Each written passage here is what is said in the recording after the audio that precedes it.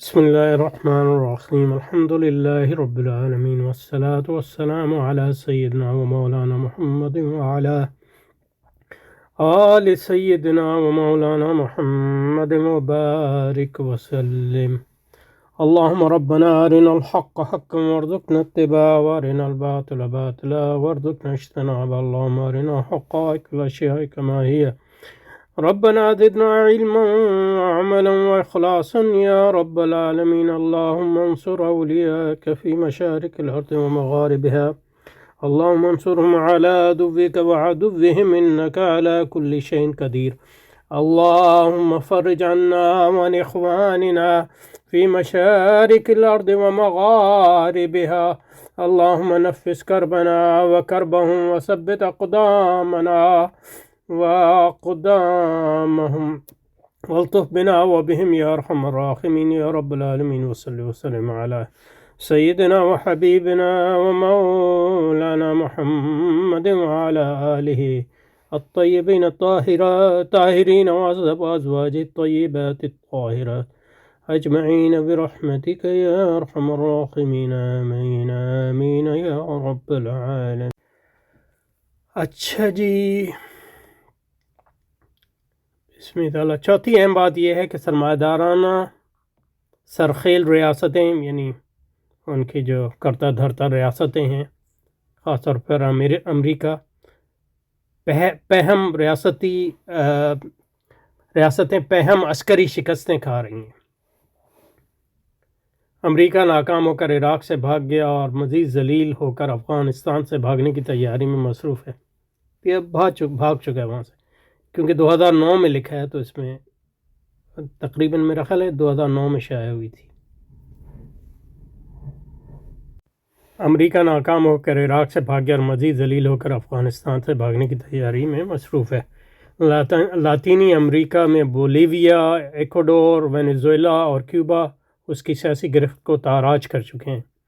آج چند سو ویگر مجاہدین نے گانزو صوبے کے ایک بڑے علاقے سے چینی استعمار کو بے دخل کر دیا ہے. اب اس کی کیا صورتحال ہے، اس کو چیک کرنا پڑے گا. اور سینکیانگ میں بھی پیش رفت حوصلہ افزا ہے. ان حالات میں چین کسی دوسرے ملک میں عسکری کارروائی کا تصور بھی نہیں کر سکتا. اور اس کے بعد جو سب سے بڑا امریکہ کی شکست ہوئی ہے وہ ایران کی موجودہ جنگ میں ہوئی ہے، جس نے اس کو مطلب یہ ہے کہ سب کے سامنے یہ واضح کر دیا ہے کہ امریکہ ایک زوال پذیر جو ہے استعماری ریاست. سرمایہ نظام کے مسلسل اور ہمہ پہلو زوال سے آج انکار ممکن نہیں، لیکن سرمایہ داران نظام زندگی کے متبادل کے خد و خال ابھی واضح نہیں ہیں. یعنی ہم یہ سمجھتے ہیں کہ اسلام متبادل ہے، حقیقی متبادل اسلامی ہے، لیکن یہ کہ اس کو متبادل کے طور پہ حقیقت میں پیش کیا جا سکتا ہے کہ کیا جا رہا ہے یا نہیں.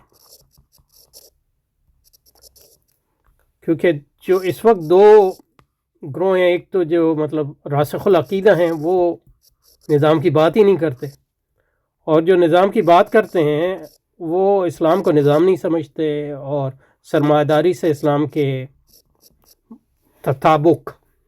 مطابقت جیسے مفتی تقی صاحب اور ان کے ہم نوا لوگ، تو انہی کا غلبہ ہے زیادہ تر. یہ مطلب یہ کہ تو علماء مطلب وہ نظام سے ہی الگ ہیں. تو ان دونوں صورت میں اسلام جو ہے عملاً جو ہے متبادل کے طور پہ پیش نہیں ہو رہا، اور نہ جدوجہد کے ذریعے عملاً متبادل بن کے آ رہا ہے، سوائے جو ہے مطلب یہ کہ ایران اور افغانستان کی سطح پہ. تو یہ تو مطلب یہ ہے کہ اور ایران میں بھی مطلب یہ ہے کہ گو کہ ایران کی فتح ہے، لیکن انقلابی ایران میں ایک مائنورٹی ہیں، اور مطلب یہ کہ ایرانی قوم پرستی جو شیعزم جس کا اظہار ہے وہ بہت جو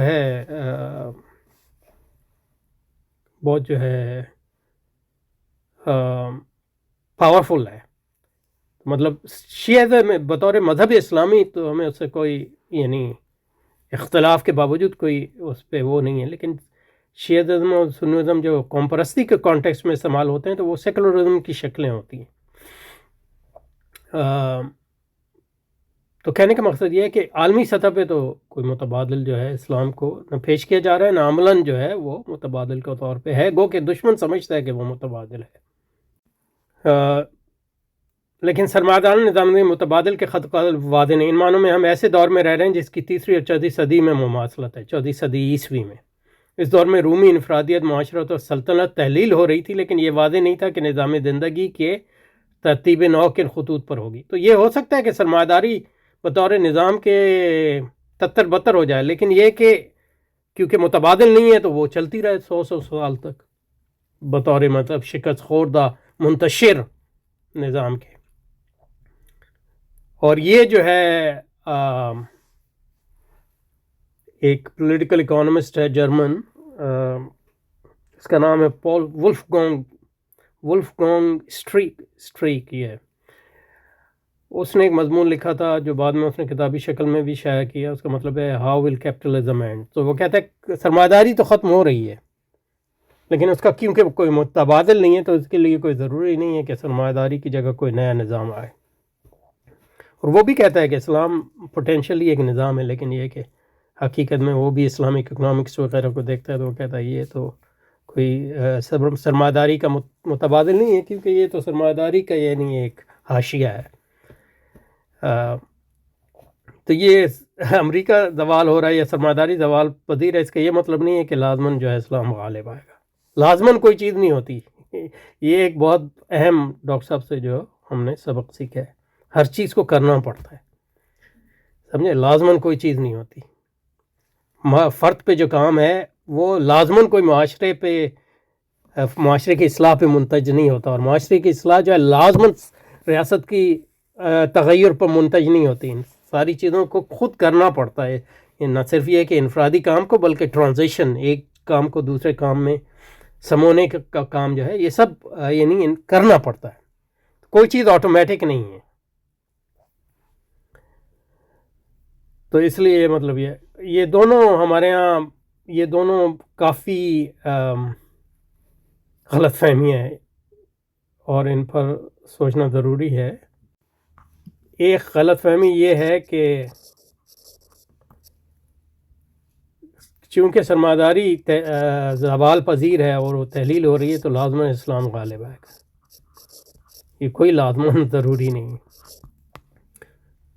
اور آرگومنٹ یہ ہے کہ کیونکہ کوئی اور نظام نہیں ہے تو اسلام کے علاوہ کہاں جائیں گے؟ نہیں، پرانا نظام جو ہے اپنی منتشر صورت میں یعنی لولے لنگڑے کی طرح جو ہے، اندھے کی طرح وہ چلتا رہتا ہے اگر اس کو کوئی ریزسٹنس نہ ہو تو۔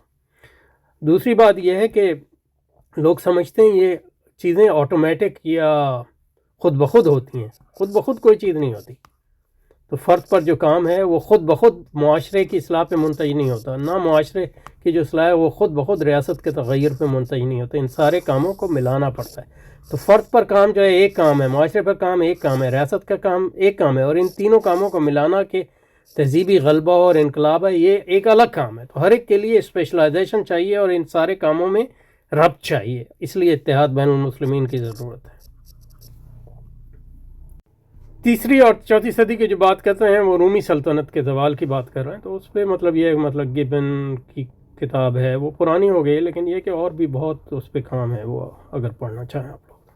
اس دور میں رومی انفرادی معاشرتی تحلیل ہوتی تھی، لیکن یہ واضح نہیں تھا کہ نظام زندگی ترتیب نو کن خطوط پہ ہوگی۔ اس دور میں رومی نظام زندگی کا اختتام یعنی زوال جو ہے کرونک، یعنی کرونک کا مطلب ہے بہت مریض جو ہے خطرناک صورت اختیار کر گیا، کوئی تیمارداری کی یا معالجے کی جو ہے وہ صورت نہیں تھی۔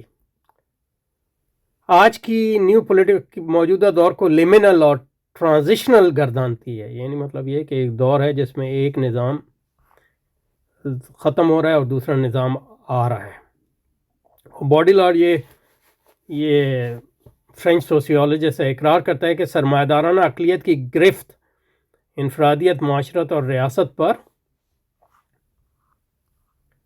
کمزور پڑتی جا رہی ہے اور غیر سرمایہ دارانہ انفرادیت، معاشرت اور ریاست قائم ہو رہی ہے۔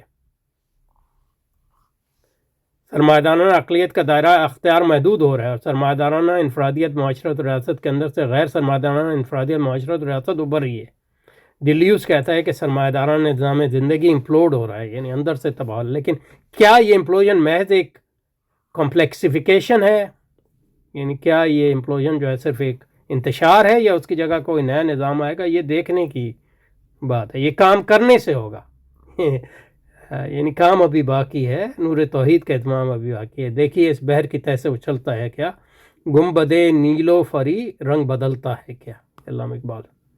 تو یہاں جو ہے یہ اس کو رکتے ہیں کیونکہ نیا موضوع شروع ہو رہا ہے، تو پھر انشاءاللہ اسلامی تجدد و ترمیمیت پر جو ہے الگ سے سلسلہ شروع کریں گے۔ سبحانک اللہم، وہ اہم ہے سبحانک اللہم، کیونکہ اسلامی ترمیمیت ہی وہ چیز ہے، اور تجدد جو یہ روکتا ہے کہ اسلام کو بطور متبادل نظام کے پیش کیا جائے۔